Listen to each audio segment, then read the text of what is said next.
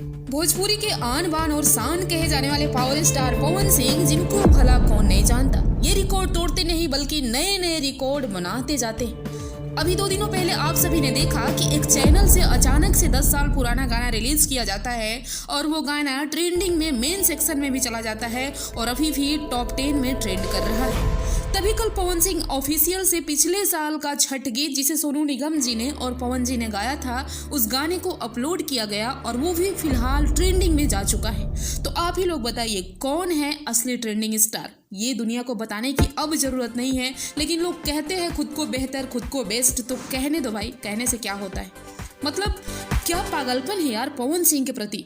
यही सब देख के तो कुछ पागल यूट्यूबर्स धुआं धुआं हो के जल उठते हैं और कुछ भी बक बक करने लगते हैं। अब करेंगे भी क्यों नहीं बेचारे, इतने प्रमोशन के बाद भी किसी की हालत खराब है और कोई बिना प्रमोशन के ही आगे बढ़ता जा रहा है, तो परेशानी तो होगी।